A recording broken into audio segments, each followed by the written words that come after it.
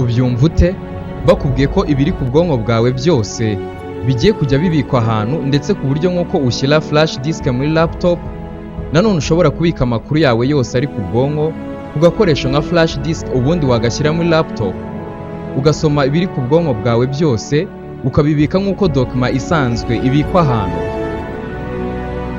Reka uyu munsi tuganire kuri siyansi ya digital immortality cyangwa se digital immortality na mind uploading, ifite ubushobozi bwo gutuma umuntu niyo yapfa hasigara irobo ifite ubwonko nk'ubwe, ndetse ibyo uwo muntu yari azi byose niyo robo ibizi byose.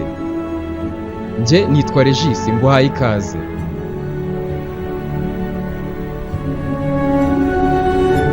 Muri 2016 ku itariki 14 kwa kabiri, i Hong Kong, ikigo cya Hanson Robotics cyari kimaze gushyira hanze irobo yari yitezweho guhindura imitekerereze y'ikiremwamuntu ku bushobozi bw'amarobo.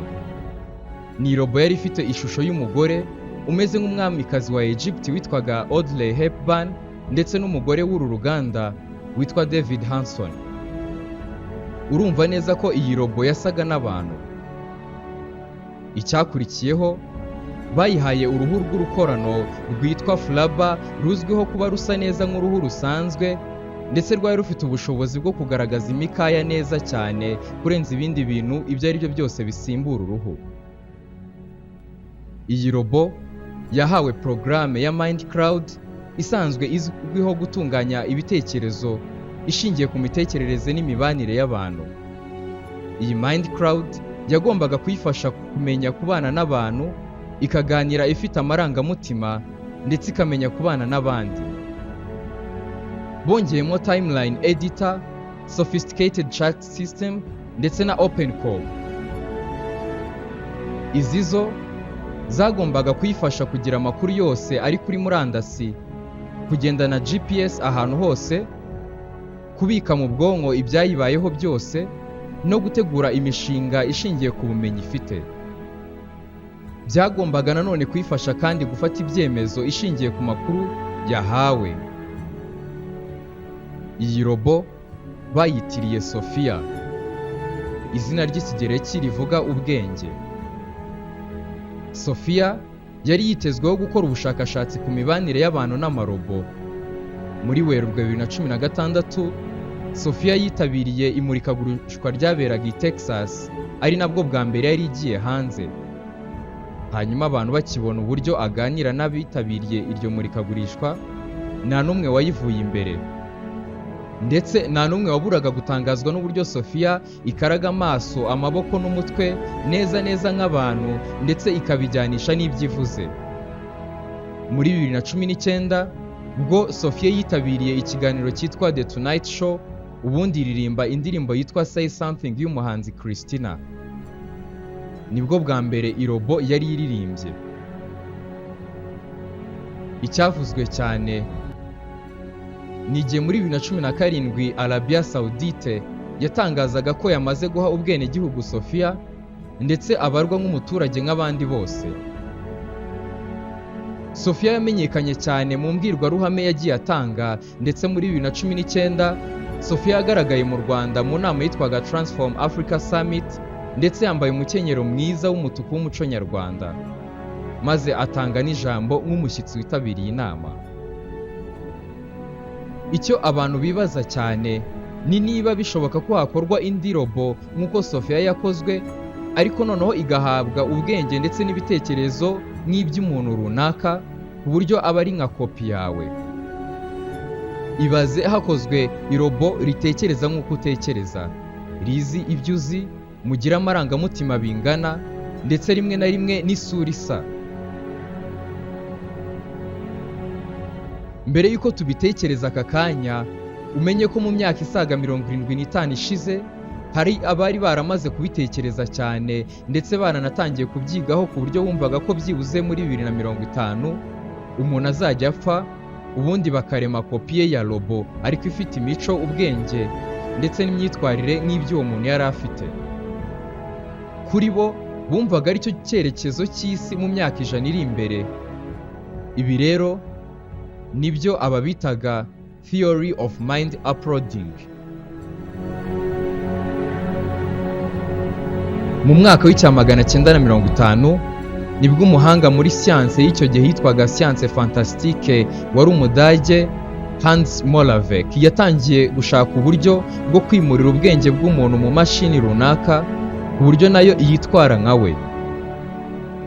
Ibi Moravec yabisobanuraga avuga ko niba muganga ashobora kuvura umurwayi akagenda asimbuza igice cy'umubiri icy'icyuma, nawe ashobora gusimbuza umubiri wose keretse byonyine ubwonko, ndetse n'ubwonko ubwabwo ubu tubona inyuma bukagenda hagasigara amakuru aba abitse ku bwonko gusa. Ibi Moravec yabyitaga transmigration. Hans Moravec yabyirutse inzozi ze ndetse no mu bitekerezo bye hibereyemo gukora imashini zitwara nk'abantu, ndetse ku myaka 4 gusa yari amaze gukora akamashini gato kagenda iyo ugakozeho. Ubwo yari ari muri kaminuza ya Carnegie Mellon yatanze igitekerezo ko bakora neuron cyangwa se uturemangingo tw'inyama z'ubwonko dutwara amakuru ku buryo imashini bazajya bakora zizajya zitwara amakuru nk'uko ubwonko buyatwara. Mu cya 1988 Hans yasohoye igitabo cyitwa Mind Children cyangwa se abana b'ubwonko. Icyo yagaragazaga ni uko nyuma y'urupfu abantu bashobora kubaho ariko ari softwares cyangwa se bakabambika umubiri bashaka ariko ubwonko ari bumwe. Kuri Moravec we yumvaga ko nubwo umwana we yapfa hagomba gukorwa irobo cyangwa se imashini yitwara nk'umwana we neza ku buryo ari nkaho nta rupfu rwaba rwarigeze rubaho. Nyuma muri 2001 umuhanga muri siyanse Gordon Bell usanzwe akorera Microsoft yifashishije iki gitabo cya Hans Moravec maze afatanya n'ikigo cyitwa My Life Beats batangira gukora igerageza mu gukora kopi y'umuntu. Icyo bagezeho ni ukubika umubiri w'umuntu ku buryo bakuramo amakuru yose bakeneye, harimo amafoto, amajwi, ubushobozi bwe bw'amaso, amatwi, amazuru, iminwa n'ibindi byinshi. Uyu mubiri bawumaranye hafi amezi 3 maze bari bamaze gukora icyo bise mind file ibitsemo buri kimwe cyose ku mubiri w'umuntu bari bafite. Ibi nanone nibyo byafashije ikigo cya Eternity.me gutangiza umushinga mugari witwaga Digital Immortality. Aba bari bafite intego yo kujya bazura abantu bapfuye ariko bakaza ari nk'imashini cyangwa se softwares. Muri 2011 Umurusiya Dmitry Itskov yatangije umushinga witwaga 2045 cyangwa se 2045 Initiative. Uyu mushinga wo wemeza ko muri 2045 hazaba haramaze gukorwa imibiri nkorano cyangwa se avatars zifite ubwenge nk'ubw'abantu runaka ariko zo zidafite ubushobozi bwo gupfa na gato. Kugeza ubu hari ibigo bikomeye bigera mu 10 biri gukora ku mushinga wa Digital Immortality ndetse na Mind Uploading, aho byose byemeza ko mu myaka 20 iri imbere bazaba bafite ubushobozi bwo kubika amakuru y'umuntu ku buryo bakora kopi ye. Nka nyiri ikigo cya Telazem Movement we avuga ko intego ye ari uguhuza iyobokamana na siyanse kugira ngo bagere ku buzima budapfa. Asobanura ko mu gihe kizaza umuntu azajya ajya kugura Digital Immortality izaba ari nka contract ko bagiye kumubikira mind files, hanyuma yamara gupfa bagakora indi avatar imeze nka we ndetse yitwara nka we. Hari bamwe banenga uyu mushinga bemeza ko ari ugutesha agaciro ikiremwa muntu ndetse ko ari inzozi zitazigera zibimamo. Nubwo uturemangingo twa neurons tw'udukorano two twamaze gukorwa, gusa byemezwa ko byibuze ubwonko bw'umuntu umwe busaba neurons miliyari 86 ziri kumwe kugira ngo umuntu yibuke, atekereze, aniyumve.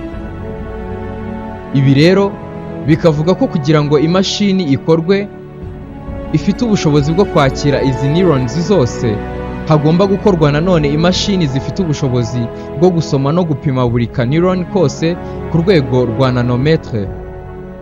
Gukora iyi mashini byasaba tekinoloji itarigeze ibaho na mbere hose.